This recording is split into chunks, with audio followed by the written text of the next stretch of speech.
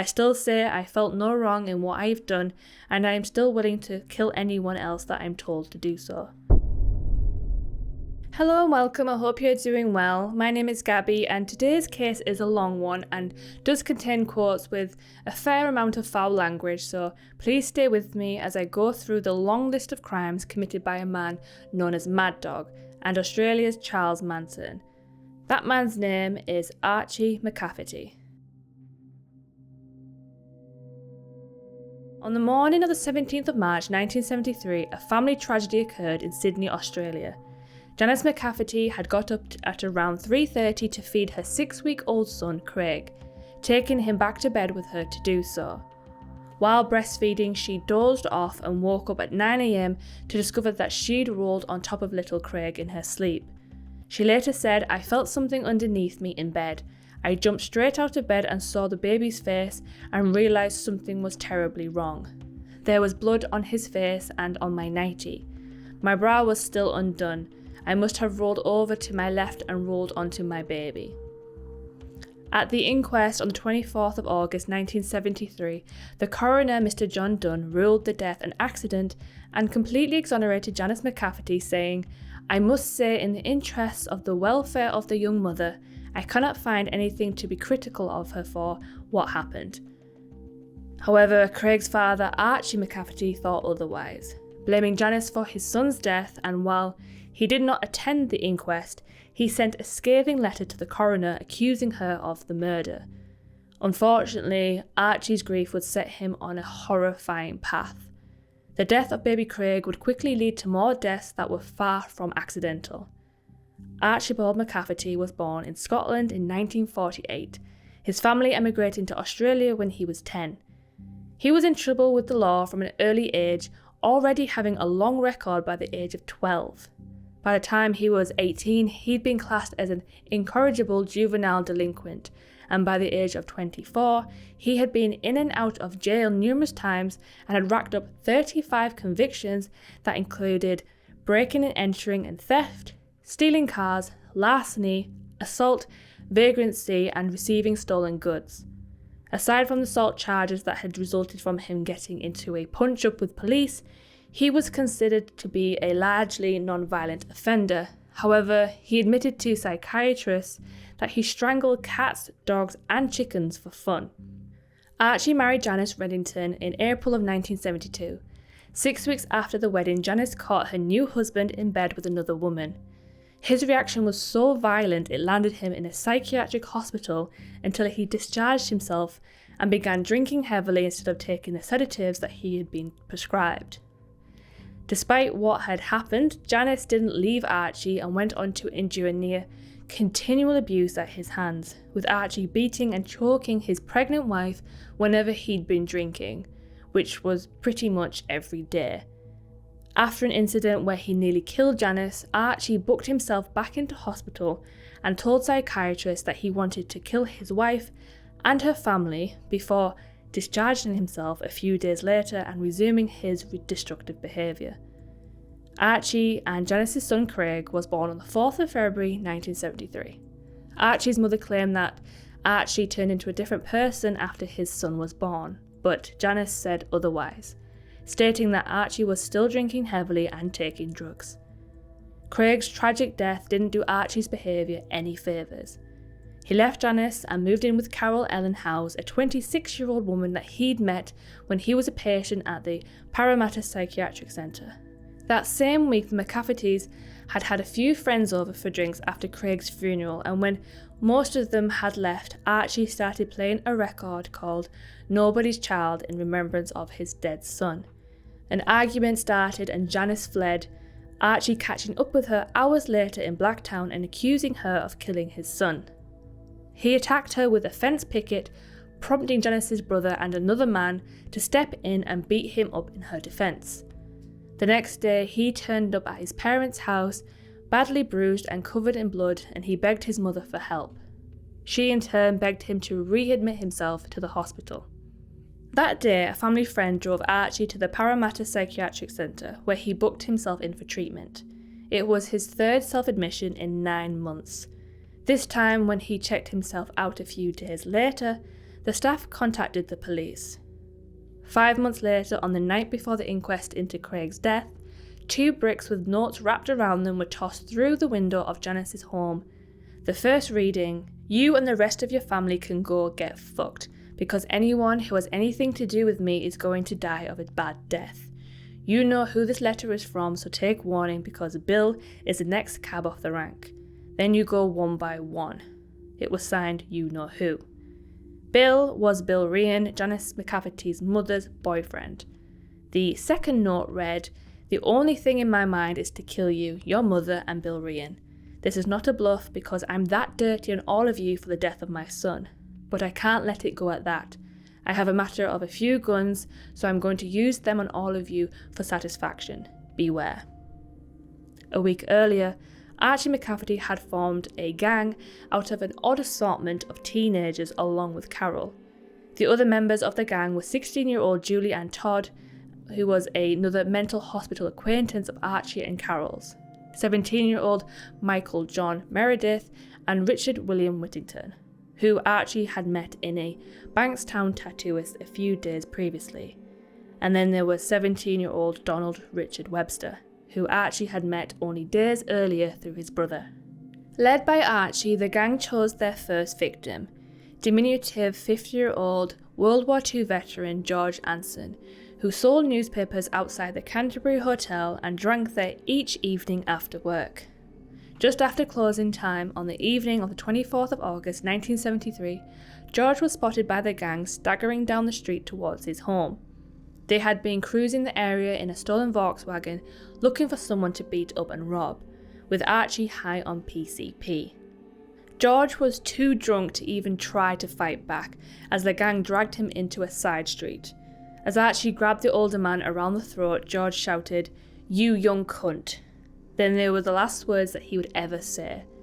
Archie went berserk, kicking George repeatedly in the head and ribs. It was at that point that Archie later claimed he heard a voice telling him to kill Seven, kill Seven, kill, kill, kill. As George Anson knelt in the gutter, Archie produced the knife and plunged it into his back and neck 7 times, before giving the dying man one final kick in the face and running back to the car. His young disciples were in awe of the blood-soaked McCafferty, all except Rick Webster, who asked, "Why the fuck did you do that?" In response, Archie screamed, "I stabbed him because he called me a young cunt. Now drive, you fucking idiot." Archie threw the blood-soaked knife to Julie, who hid it under the car seat. On the way back to Carol's and Archie's flat, the gang stopped at Harty's Drive-In fast food bar where they ordered hamburgers while McCafferty cleaned up in the men's room. Whether because of the drugs he was on or mental illness, Archie hallucinated Craig talking to him from the toilet mirror and beckoning him to go with him, or at least that's what he claimed to have seen. Back at the flat, Julie washed the blood from the murder weapon and returned it to Archie. Only then did he talk about the murder. "I couldn't help myself," he told the gang. "I couldn't stop. I can't understand why I did it. A voice, it was Craig's voice, told me to kill, kill, kill." 3 nights later, on the 27th of August, Archie took his gang to the Leppington Cemetery to show them the grave of his son. It was a cold, bleak night and the rain came down in sheets. Small patches of fog gave the cemetery an eerier atmosphere than usual.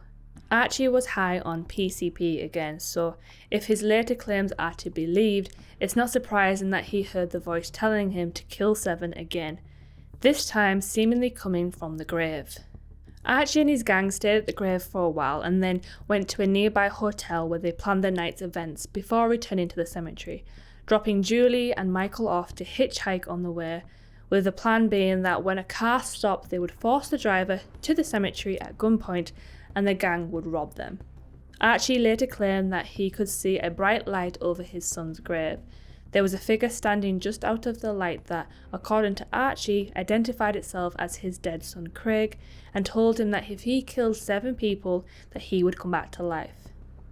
Moments later, a car pulled into the cemetery and stopped about 150 metres from the graveside. In the car were Julie and Michael, who were holding 42-year-old Ronald Neil Cox at gunpoint. a miner who had just finished his shifts at the Oakdale Colliery and was on his way home to Villa Wood in Sydney's western suburbs. Cox had felt sorry for the two kids hitchhiking in the rain and had stopped to give them a lift. It was a fatal mistake. Michael had held a gun to his head and forced him to drive to the cemetery. Leaving the graveside, Archie ran over to them. Ronald Cox was forced to lie face down in the mud while Archie and Michael held rifles at the back of his head. As Ronald begged for his life, the voices in Archie's head egged him on. He turned to his gang and ordered Michael to kill the pleading Ronald. Again, Ronald continued to beg for his life. Archie and Michael each shot him through the back of the head. Archie later told detectives that his only regret about murdering Ronald Cox was that he wasn't closer to his son's grave so that some of Ronald's blood could have dripped onto the gravestone. After the killing of Ronald Cox, the gang members returned to the flat where they drank beer and watched TV. But Archie claims he could still hear the voices telling him to kill Seven, and therefore told two of his disciples to go and find him another victim. In the early hours of the following morning, 24-year-old driving instructor Evangelos Kolios picked up Julie and Richard as they hitchhiked along the Enmore Road.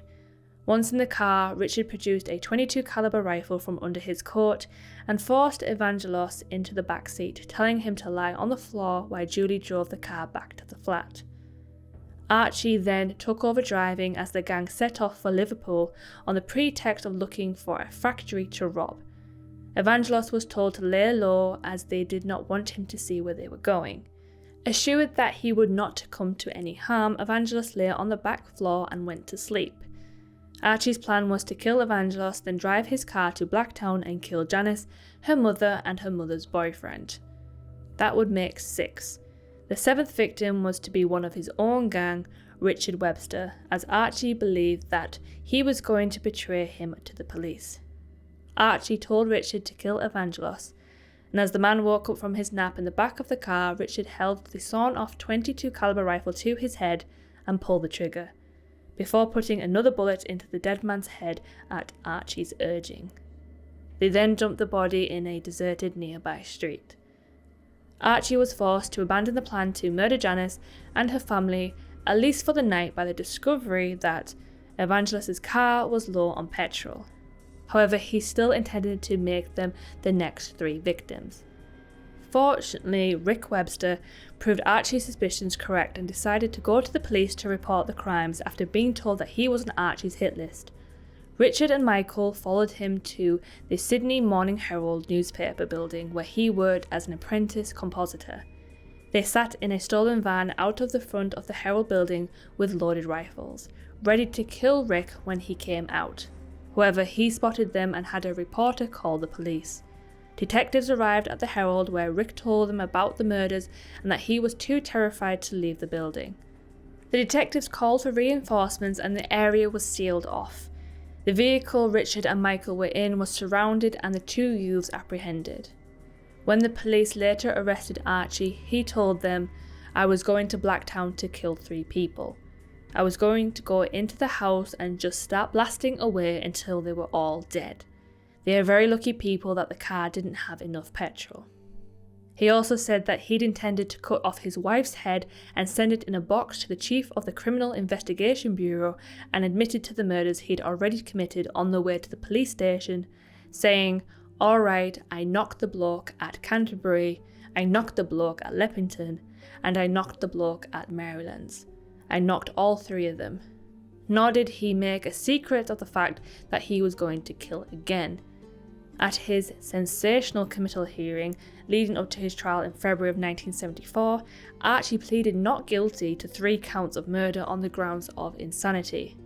His 5 co-accused, Julie Todd, Carol Howe, Michael John Mick Meredith, Richard William Whittington, and Donald Richard Rick Webster, all likewise pleaded not guilty to the same charges. The press had labelled the murders as thrill killings, and everyone wanted to know about the Charles Manson-like cult figure who had led his followers into an orgy of senseless killings. Archie didn't let the packed courthouse down. On the 4th morning of the committal hearing, he asked the judge if he could make a statement. Although it was an unusual request, The judge allowed it. Archie proceeded to say, "Excuse me, your worship, before the court starts. For the last 4 days I've sat here and listened to Mr. Bannon criticising me on things that I've done. Now I've been wanting to say this for a long time and I'm going to say it this morning. Mr. Bannon, if you're listening, I'd like to cut your head off." Mr. Bannon was a barrister acting for one of McCafferty's 5 co-accused. Shaken, he proceeded with his case, safe in the knowledge that Archie McCafferty was handcuffed and heavily guarded as he glared down from the dock. He was also drugged with a heavy dose of tranquilizers that was administered before the start of the committal hearings each morning and throughout his following trial at the Central Criminal Court. It was an attempt to subdue his uncontrollable outbreaks of violence. Despite the high dose, the drugs barely pacified him. It was not so much what Archie said that had put a chill through the courtroom, it was the cold, methodical way in which he said it. McCafferty had already murdered 3 innocent people and claimed that the voice from the grave of his dead infant son had told him to kill 7. Archie McCafferty had 4 to go, and the decapitation of Mr. Bannon would put him 1 step closer to his target. While awaiting trial in Long Bay's remand section, Archie nearly killed another prisoner with his slops bucket. In response, prison doctors once again dosed him with sedatives, increasing the dosage to an almost 4 times the normal dose until they took effect. Prison psychiatrists agreed that Archie's incredible tolerance to massive doses of tranquilizers was in itself evidence that he was insane. During the 12-day trial, Archie McCafferty was alert and attentive. He listened closely to the evidence and made notes. He certainly didn't look like the deranged murderer who had been labelled Australia's Charles Manson, often winking at the court reporters and joked with his co-accused. He fingered the bench in the dock as though it were a keyboard and played tunes for the gallery. When the proceedings became tiresome, he etched his name into the bench with a pen. At the trial, 3 psychiatrists gave their opinions of Archie's mental state. Dr. William Metcalf, a Macquarie Street specialist, was called to give evidence on behalf of the defence. He said that in his opinion, Archie was insane at the time of the killings because he did not know what he was doing was wrong. Dr. Metcalf pointed out that Archie was mentally ill and his mind was not in tune with reality. He was a paranoid schizophrenic at the time of the killings.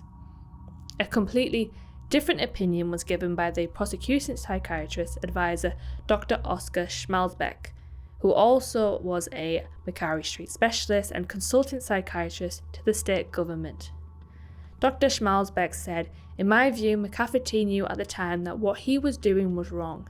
He may have had an isolated schizophrenic reaction at the time of the second killing, but this did not make him paranoid schizophrenic.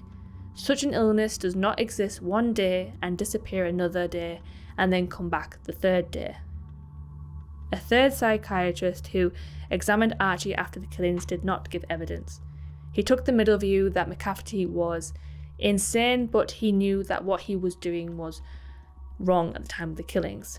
Although they could not agree on Archie's sanity, the 3 psychiatrists were united in the opinion that no matter what, Archie McCafferty could never again be set free.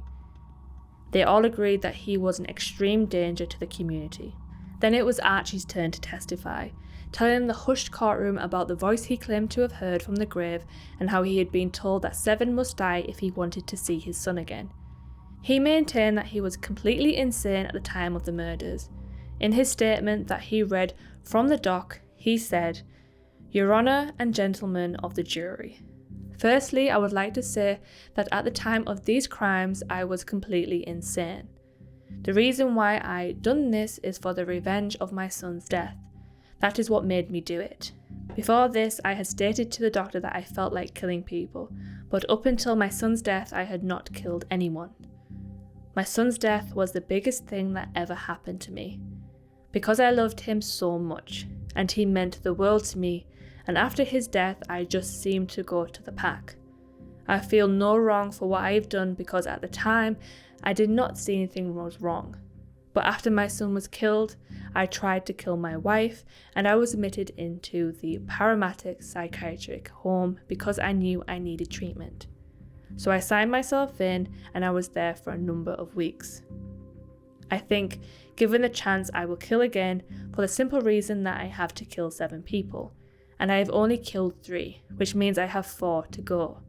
And this is how I feel in my mind, and I just can't say that I'm not going to kill anyone else, because in my mind, I am. Whether you think I'm sane or insane is up to you, but I would say that I was definitely insane at the night of these murders. The day of my son's inquest at the coroner's court happened to be the day that I stabbed Mr. Anson. The reason why I killed this man was because I heard my son's voice tell me to do so. The same with the second and the third person. Each time I went to the graveyard to visit my son's grave, a violent streak would come over me and I wanted to be violent, I wanted to kill people.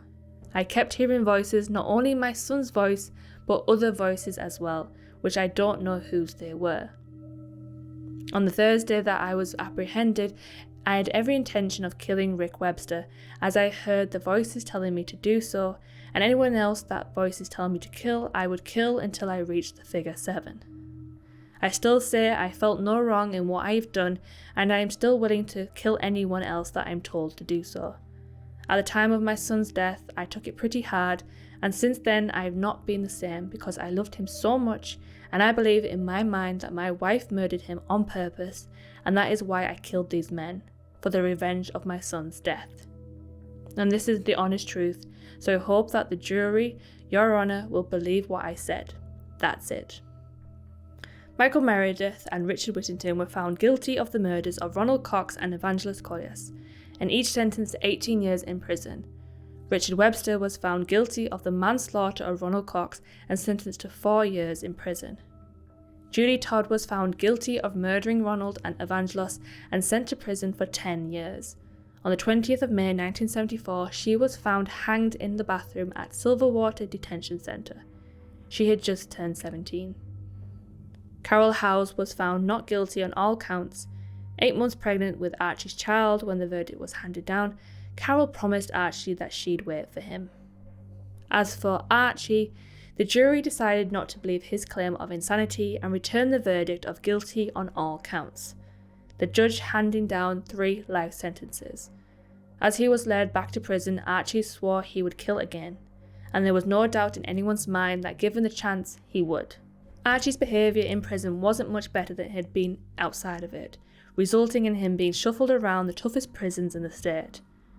Prison officers and psychiatrists regarded him as extremely dangerous. His one consistent and predominant thought was the killing of 4 more people. Placed on massive doses of tranquilizers to keep him under control, by 1978 Archie had done time in almost every maximum security prison in the state, and was considered to be a heavy and an associate of the hardest criminals in the penal system. In April of 1980, wardens foiled an escape attempt by Archie at Grafton Prison. He had loosened bricks in his cell wall before prison officers were tipped off of his escape route, and it was discovered. Police believe that Archie McCafferty was a member of the secret murder squad that was judge, jury and executioner. They believe that the group was responsible for 4 murders within the prison. In September of 1981, Archie was charged with the murder of Edward James Lloyd, who was stabbed to death in his cell. Archie's co-accused, Kevin Michael Gallagher, was eventually found guilty of the murder.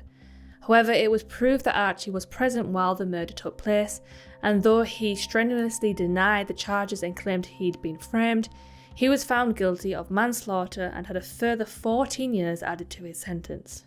In November 1981, Archie was caught red-handed in his cell with 10 foil-wrapped packages containing heroin. The judge sentenced him to another 3 years of imprisonment. As no parole period had been given, it was clear to Archie that he would spend the rest of his life behind bars. But he kept applying for parole. In October of 1991, Archie McCafferty's application for parole was heard before Mr. Justice Wood. The judge granted him a 20-year parole period dating from 30th of August 1973. Archie became eligible for release on parole on the 29th of August 1993. Over the years, Archie's anger subsided until he was considered safe enough to be placed at the Bremer Minimum Security Prison south of Sydney. Archie McCafferty, serial killer and arguably the most violent prisoner the Australian penal system had ever seen, had become a model prisoner, and for the last 4 years of his incarceration was allowed to visit and stay with the family of his brother and his wife and children from Friday night to Sunday night without supervision. Eventually, the parole board agreed that he was indeed a changed man who was no longer a danger to society and decided that he would be released on parole. The only condition of the parole was that Archie, who despite living in Australia for most of his life, had never become a citizen, and he would be deported back to Scotland. Neither Archie nor the authorities in Scotland were happy about the deportation. Archie because it would mean returning to a country that he'd barely remembered and going without the support normally given to serious ex-offenders due to a lack of parole arrangements between the UK and Australia, the Scottish authorities due to a lack of provisions in the law for his supervision, and the understandable unwillingness to allow such a dangerous serial killer with a long history of violence back into the country. However, the objections of both were unsuccessful, and on the 1st of May 1997 he was put on a plane and sent back to his birthplace. Off the plane back in Scotland, Archie was reunited with Mandy Queen, a woman that he'd married then divorced while in jails in New South Wales. Interviewed by Australia's current affairs programme Witness shortly after his arrival in Scotland, Archie told the presenter Paul Barry, "I've come out of the system a good person. A changed person. I believe that people change." He then toasted his freedom with a glass of champagne with Mandy Queen and said, "This is my first drink since 1973, but now there is no need for alcohol in my life. It is the thing of a past. I don't need it." In October of 1998, Archie McCafferty was put on 2 years probation after threatening to kill police officers. McCafferty threatened the police after a car chase near Edinburgh following a drinking session and argument with his de facto wife Mandy, who complained that he'd left home with their 4-month-old baby. In the Edinburgh Sheriff Court, McCafferty also pleaded guilty to careless driving, driving with no licence or insurance, failing to provide a breath specimen, and breach of the peace. The court did not take into consideration Archie's previous convictions because they were considered foreign offences which did not occur in Britain. On the 21st of July 2002, Archie McCafferty was arrested in New Zealand for failing to declare his criminal convictions when he arrived into the country. He was believed to be on the first leg of a secret journey back to Australia. Archie was voluntarily deported back to Scotland immediately. In 2012, he was spotted working in a Marina Rinaldi Diffusion, an upmarket boutique for ladies with 14+ dress sizes on the edge of Edinburgh's posh new town, something that was promptly reported in the Daily Record newspaper. Archie denied working at the shop, understood to be managed by his new partner, Shireen Love, but the Record's reporters watched over 3 days as the bearded, tattooed killer manned the counter, did paperwork and helped with chores. The case of Archie McCafferty stands as a chilling reminder of the depth to which the human psyche can descend. We have delved into the twisted mind of a man who unleashed a reign of terror upon an unsuspecting community. The horror of his actions resonates deeply, leaving a profound impact on the families and friends of those affected. If you found this true crime journey as thought-provoking as I did, I invite you to subscribe to my channel. Thank you for your support, and I look forward to seeing you again. But until then, please be safe, be well, and I'll see you next time. Bye bye.